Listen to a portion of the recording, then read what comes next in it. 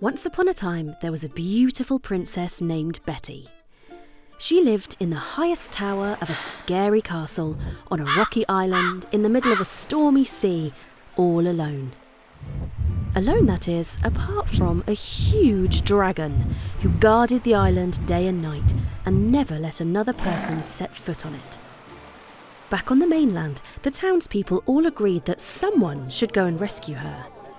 Many brave people said they would go, but at the last minute there would always be some excuse. Darren's guinea pig was poorly and he needed to take it to the vet. Jonathan's dad needed some help fixing a door and it simply couldn't wait. Simon had a tummy ache. And so years went by and the princess remained on the island. You may wonder what she got up to for all of those years. Well, at first she was very sad and lonely. She would spend many long hours looking out of her window of the high tower in the scary castle on the rocky island in the stormy sea. Out of the window she could see the huge dragon. It was as big as a house, and it was green with purple spikes down its back. It had black beady eyes and a long snout. Its claws were as long and sharp as swords, and its teeth were like daggers. It had huge wings, bigger than a jumbo jet. Most frightening of all, it breathed huge, hot plumes of fire from its mouth, burning anything in its path to a crisp. Princess Betty would watch the dragon from her window, and it watched her right back.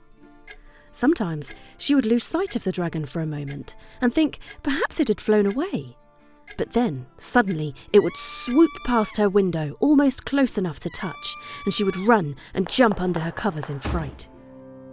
As time went by, the princess began to grow bored in her tower, and she found out that with a hairpin and a lot of patience, she was able to pick the lock, and she could leave the high tower.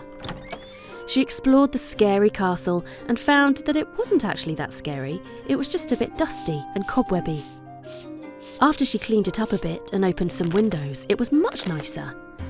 And after she painted some colourful pictures on the walls, it was positively cheerful. Next, Princess Betty decided she could try exploring the island, although there was still the obvious dragon problem. The dragon always seemed to be watching her, and whenever she tried to leave the castle, it would chase her back in.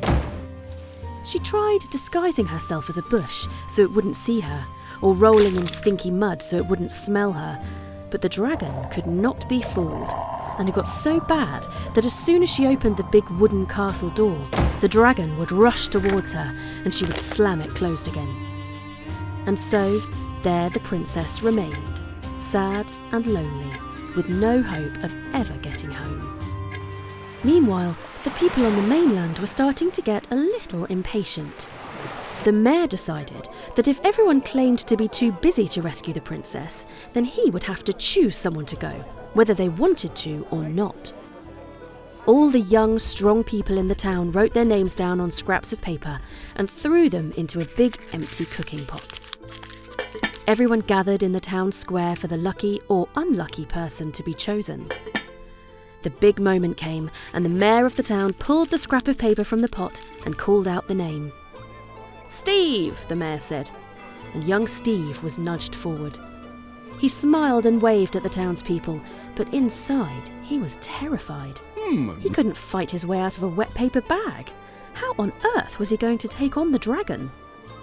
The townspeople helped to prepare him by loading food, armour and weapons onto a rowing boat, and they pushed poor trembling Steve out to sea. All the while, the princess continued to wait in her tower. One day, she was sitting at her window, as she usually did, and she was watching the dragon, who was laying on the lawn with its head on the ground, resting between its sharp claws. The dragon was lazily watching her too. The princess sighed. The dragon sighed too. The princess sighed again, even more dramatically. The dragon sighed too, puffing a little cloud of smoke out of its nostrils. Wait a minute, thought the princess. Could it be? She sat up straight, and the dragon lifted its head to look at her.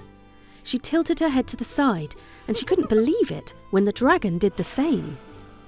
Princess Betty stood up and ran down the stairs of the high tower, through the castle, and heaved open the big wooden door.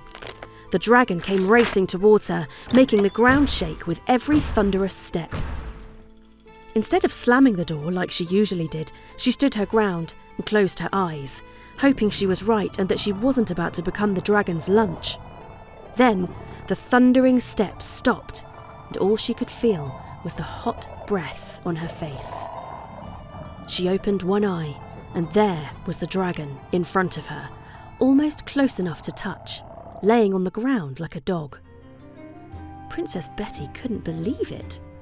She took one careful step forwards and reached out one hand to gently stroke the dragon's nose, right between its nostrils.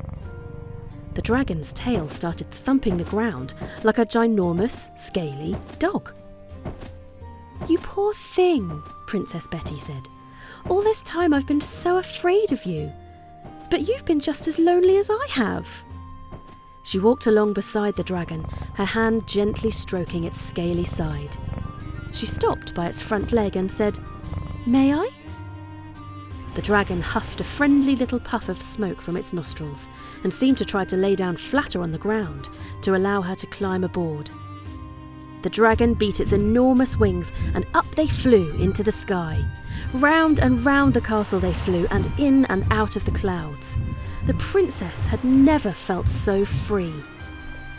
Just as they were about to land again on the rocky island, Princess Betty spied a man on the beach next to a smashed-up rowing boat destroyed by the stormy sea. "We must try to help," she said. They landed next to the man, and Princess Betty said, "Are you quite all right? What are you doing here?" The young man looked like he was trying very hard to be brave. "I am Steve," he said. "I'm here to rescue you, Princess." The princess looked at the young man and then at the dragon and raised one eyebrow. "It looks very much like you are the one in need of rescue, Steve." Steve laughed, and the princess laughed, and the dragon puffed a little cloud of smoke out of its nostrils. "Hop on," the princess said, and the three of them flew back to the mainland, where the princess assured all the townspeople that Steve had indeed been extraordinarily brave in rescuing her. What of the end of our story? Well, Princess Betty and Steve became best friends, and then, without really meaning to, they fell in love. They were married in the castle, which was now full of laughter and joy, and the dragon stayed with them for the rest of their days. And they all lived happily ever after. The end. Thanks for watching. We hope you enjoyed this magical story. If you want to come along on more of our adventures, make sure you subscribe to our channel. There's so much more to be discovered. You can start right now by clicking on our channel and picking your next favourite tale. There really is something for everyone, from daring heroes and mischievous creatures to magical lands and secret wonders. And remember, by subscribing, you'll be the first to know when a brand new story is ready to be enjoyed. Let's go.